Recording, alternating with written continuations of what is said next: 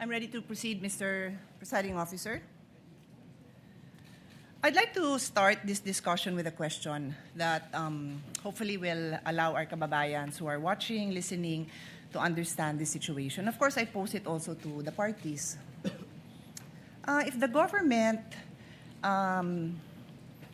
had in mind that there's a business, and of course, a particular businessman or businesswoman who is violating a lot of laws pertaining to the operation of their business, be it customs law, BIR, regulations, can they just proceed and pwede ba silang basta na lang mag-request ng dokumento o mag-file ng kaso na requiring the businessman and the corporation to produce those documents?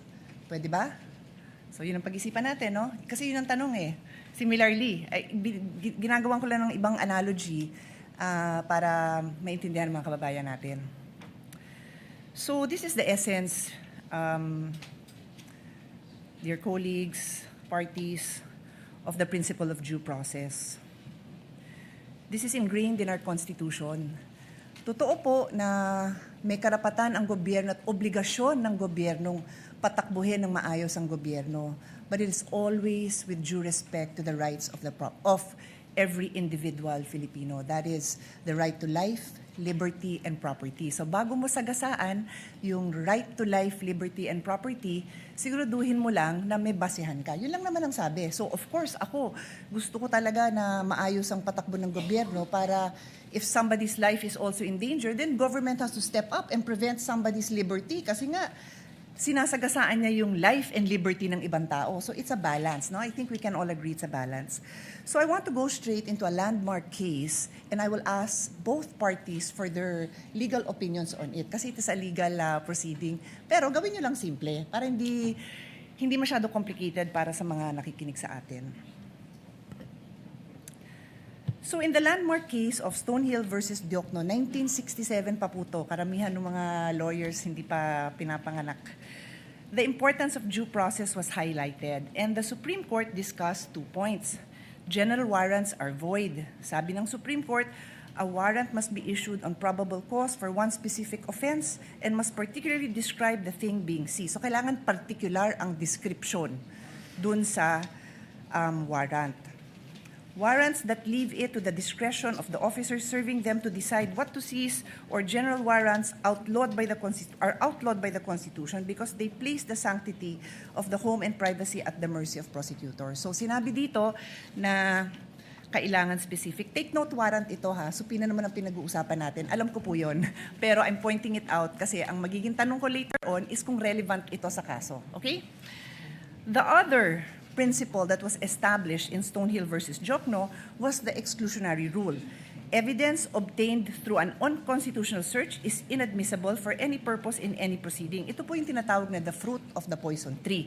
Pag nakuha mo yung information dun sa bawal na paraan, kung ano yung information mo, bawal ipakita yon. And this is where I need to get guidance from the presiding officer. If I'm allowed, I don't have to name names, to share the discussion that we had in caucus para lang mabanggit ko na ito yung mga provisions of law na napag-usapan. Am I allowed to do that? Would you like me to approach you? Please let me know because I will abide. Basically, because ang nangyari is we had our own discussion and I want to mention the provisions of law that we discussed. I don't have to mention names. The lady may proceed. Okay, thank you.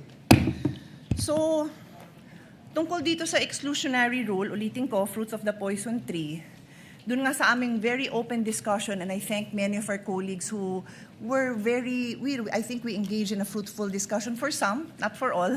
I think yung iba talagang gustong makipag-debate at di-debate kasi gusto ko rin matuto, no? I think all of you will attest na I also wanted to learn from all of you kung anong perceptions nyo sa batas, kung ano din yung sinasabi ng mga abogado nyo. So dun sa fruits of the poison tree, sabi ko, kung yung pinanggalingan ng mga dokumento bawal na kunin ng basta-basta, then paano mo gagamitin? And meron kasing observation na lumabas na kasi yung documents na yon sa House. So nakita na ng publiko sa House. So sabi ko, pero if I will look at, and this is where I will pose the question to all of you, no? Medyo layered so pasensya na sa medyo complicated. Yung isang concern ng defense na nabasa ko is that hindi nag-allege ng ultimate facts. Hindi klaro kung ano yung naging kasalanan at hindi na-identify ng maayos itong facts na to that lead to a conclusion of law.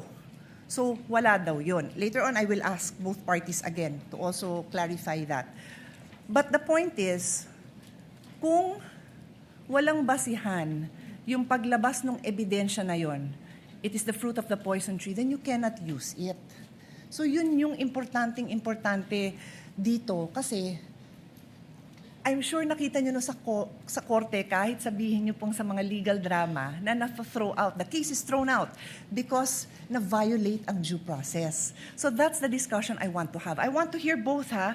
Wala akong kinikilingan dito. I'm just explaining na yun yung argument ng defense na walang due process, kulang, at why prosecution would you say na nasusunod yung due process. And before I give the floor to the parties, yung sinabi kong kaso na Stonehill versus Diokno, very interestingly, involves the esteemed father of our colleague, Congressman Prosecutor Chel Diokno.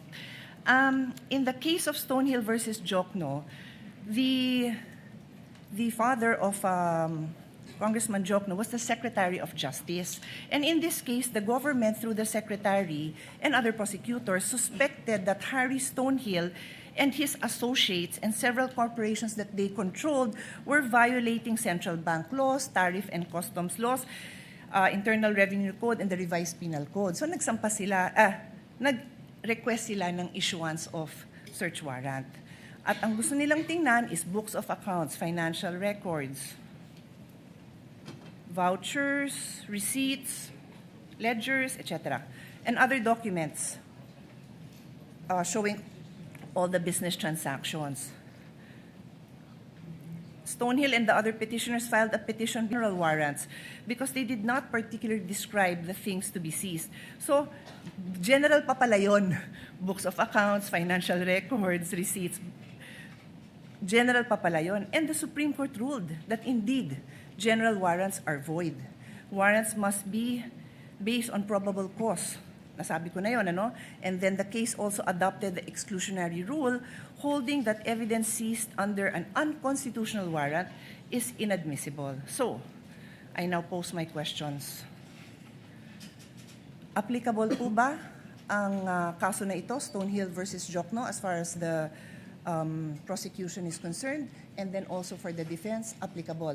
Take note, I've read most of the pleadings, well, all of the pleadings, mahahaba sila. I kind of know your answer, but sa dami, I like to hear it again, and I think, of course, karamihan ng kababayan natin did not read it. So explain natin sa kanila, because this is a landmark case. Kung ikaw ay law student na magbabar, ito yung mga kasong titingnan mo. So malay mo, matanong yan sa bar. So nakatulong man lang tayo dun sa mga bar students na maliwanagan sila. Baka mamaya trick question to. Is it applicable or not? That is my question. I will sit down, and then I will come back for my next. Thank you.